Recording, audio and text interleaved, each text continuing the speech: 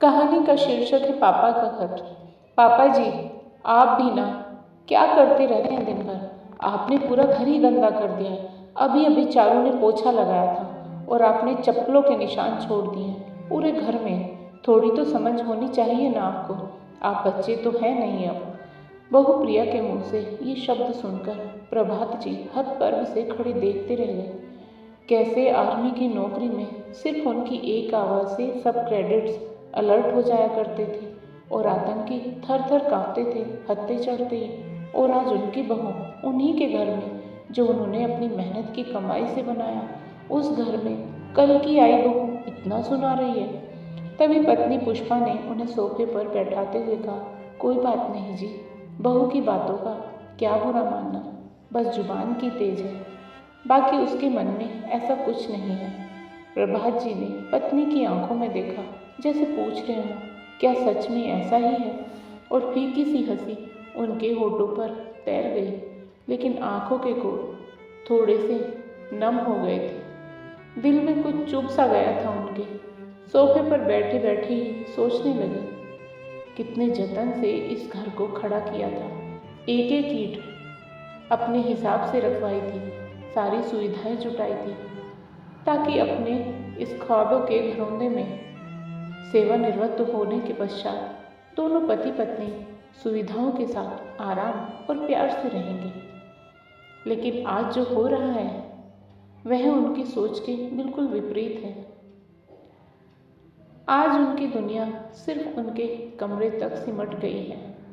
कमरे से बाहर निकलो तो कितना कुछ सुनना पड़ता था उन्हें।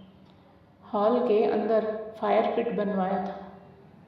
आर्मी वालों की पहली पसंद होता है फायर पिट। प्रभात जी की पोस्टिंग वैसे भी ज़्यादातर ठंडे इलाकों में ही रही। प्रभात जी को बहुत पसंद था घर में फायर पिट लगवाना। उन्होंने सोचा था फायर पिट लगवाकर ठंड के दिनों में वहाँ आग के सामने बैठकर भुनी मूंगफलियाँ खाया करेंगे। पर मजाल क्या कि बहू कभी सर्दी में आग जलाने दे। कहती है कि पूरे घर में राख के कण फैलते हैं। फिर वो चिमनी वैसी ही रंगी पुती दिखती है, एकदम उजली, क्योंकि बहू को वैसी ही पसंद है। प्रभात जी यही सब सोच रहे थे, तभी पत्नी पुष्पा हाथ में कॉफ़ी का मग लिए वहाँ उनके पास आ बैठी। पुष्पा जी पति को बहुत अच्छे से जानती थी कि वो अभी गुस्से में है और उनके हाथ की कॉफ़ी पीकर उनका गुस्सा शांत हो जाता है। पुष्पा जी भी क्या करती, पति और बेटे शशांक के मोह में फंसी एक भारतीय नारी जो ठहरी। दोनों तरफ बैलेंस बनाते बनाते ही उनका जीवन कट रहा था। क्या करती बेचारी, कभी बेटे शशांक की सुनती तो कभी प्रभात जी की सुनती। एक दिन सुबह सैर से लौटने के बाद प्रभात जी और पुष्पा जी दोनों लॉन में बैठे हुए थे। नौकर चाय रख के चला गया। 2 की जगह 3 चाय के कप देख उन्हें थोड़ा आश्चर्य हुआ, क्योंकि उनके अलावा चाय सिर्फ शशांक पीता है और वो उनके साथ कभी चाय नहीं पीता। अब उसने उनके साथ बैठना तो कब का छोड़ दिया था। फिर आज तभी शशांक उनके पास आ बैठा और साथ में चाय पीने लगा, लेकिन अजीब सी चुप्पी थी तीनों के बीच। पुष्पा जी सोचती हैं, ये वही शशांक है जो छोटा था तो उनकी बातें खत्म ही नहीं होती थी। प्रभात जी कितना भी थके हों, शशांक के साथ खेलते ही थे। उसकी बातें तब तक खत्म नहीं होती जब तक कि शशांक अपने पापा से बात करते करते, फरमाइश करते करते थक कर सो नहीं जाता। और आज देखो, एक अजीब सी औपचारिकता ने अपनी जगह बना ली थी बेटे और पिता के बीच। तभी पुष्पा जी ने उस खामोशी को तोड़ा। शशांक, अगले महीने ही तो प्रिया के भाई की बेटी की शादी है ना? हाँ माँ, उसी विषय में बात करने आया हूँ। लड़के वाले इसी शहर के हैं और वो यहीं से शादी करना चाहते हैं। सुप्रिया का परिवार शादी के लिए हमारा यह घर चाहता है। वो हमारे घर से शादी करना चाहते हैं। तो इसलिए मैं चाहता हूँ कि जब तक भीड़ भाड़ रहेगी घर में, तब तक आप दोनों संध्या दीदी के पास चले जाओ। आप दोनों को भी भीड़ भाड़ से असुविधा होगी यहाँ पर, और संध्या दीदी भी इसी शहर में है, तो आप लोगों को कोई तकलीफ भी नहीं होगी। आप दोनों का कमरा भी प्रिया के परिवार के काम आ जाएगा। ये सुनकर प्रभात जी गुस्से से लाल हो गए, फिर भी अपनी आवाज़ को संयमित करके बोले, बहू के घर वालों को दूसरा घर दिला दो किराए पर।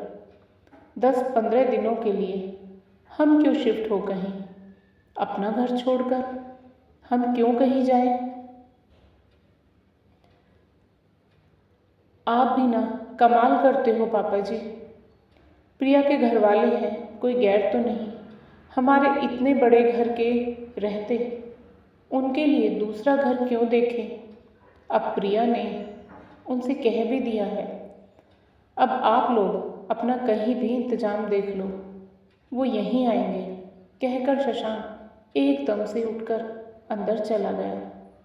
अंदर से बहू प्रिया की आवाज़ भी आने लगी, चिल्लाने की, रोने धोने की।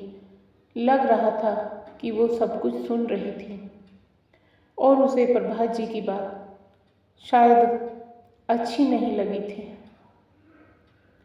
आज पुष्पा जी की आंखों से अविरल अश्रुधारा बह रही थी और प्रभात जी ने उन्हें अपना कंधा दिया रोने के लिए, और जैसे मन ही मन कह रहे हों कि अभी मैं हूँ, सब ठीक कर दूँगा, पुष्पा तुम चिंता ना करो। दूसरे दिन शाम को प्रभात जी सैर करके वापस आए तो पत्नी ने बताया कि बेटा शशांक बहू और बच्चों के साथ छुट्टी बिताने अपने ससुराल गया है, और वह भी बिना बताए। प्रभात जी मुस्कुराने लगे और बोले, देख पगली, यही बच्चे हैं जिनके लिए तू मुझसे लड़ती थी, जिनके लिए जाने कितनी रातें हमने जाग के बिता दी। मैं तो फिर भी अक्सर बाहर होता था, लेकिन तुम तो सदा इनके लिए ही अपनी जान लुटाती आई हो। जिस बेटे को इतना प्यार दिया, सब इच्छाएं पूरी की, आज वो ही बेटा हमारे घर से हमें ही जाने को कह रहा है, वो भी अपने ससुराल वालों के लिए। मैं यह नहीं कहता ससुराल वालों का ख्याल न रखे, लेकिन हम दोनों को घर से निकाल कर ख्याल रखेगा। कोई बात नहीं, मैं भी इनका बाप हूँ, कहकर प्रभात जी कुछ सोचते हुए अंदर चले गए। 1 हफ्ते बाद शशांक परिवार के साथ लौटा तो दरवाजे पर ताला लगा था। चौकीदार बैठा उन्हें देखते ही उनके पास पहुंचा। एक चाबी शशांक के हाथों में दी और एक चिट्ठी भी। चिट्ठी खोलकर शशांक पढ़ने लगा। वो खत प्रभात जी का था, शशांक के नाम। शशांक बेटा, मैं और तुम्हारी माँ 4 धाम की यात्रा पर जा रहे हैं। 1 महीने बाद लौटेंगे। ये जो चाबी है तुम्हारे हाथ में, वो इस घर की चाबी नहीं है, वो एक दूसरे फ्लैट की चाबी है जिसमें तुम सभी का सामान रखवा दिया है। वो फ्लैट मैंने बहुत पहले खरीदा था, तुम्हें नहीं बताया था। पॉश इलाके में है, तुम लोगों के लिए अच्छा है। अगर अच्छा ना लगे तो अपने हिसाब से घर ले लेना। ये घर मेरा और तुम्हारी माँ का है और हमारा ही रहेगा। इसमें से हमें कोई नहीं निकाल सकता। अभी तक सब कुछ बर्दाश्त करता रहा हूँ, इसलिए कि तुम्हारी माँ खुश रहे, लेकिन अब तुम्हारी बातों से उसकी आंखों में आंसू आए, ये मैं बर्दाश्त नहीं कर सकता। यह हमारा सपनों का घर है, जिसमें हम अपने बच्चों और नाती पोतों के साथ रहना चाहते थे, लेकिन शायद ईश्वर को ये मंजूर नहीं था और तुम लोगों को हमारा साथ पसंद नहीं था। वो घर मेरी और तेरी माँ की तरफ से तुम लोगों के लिए तब तक है जब तक हम जीवित हैं। इच्छा होगी तो रहना, वरना वापस कर देना। माता पिता होने के नाते हम अपना आत्मसम्मान नहीं खो सकते हैं। हमारे इस दुनिया से जाने के बाद ये घर और वह घर भी ट्रस्ट का होगा, जो यहाँ और वहाँ दोनों जगह वृद्धाश्रम बनाएंगे। दोनों घर पर तुम्हारा या तुम्हारी बहन का कोई अधिकार नहीं होगा। मैंने ये बात तुम्हारी बहन को भी बता दी है और वो मेरे इस फैसले से खुश है। उम्मीद है तुम भी खुश होंगे। पिता का लिखा खत पढ़कर शशांक अवाक सा खड़ा सोचता रह गया।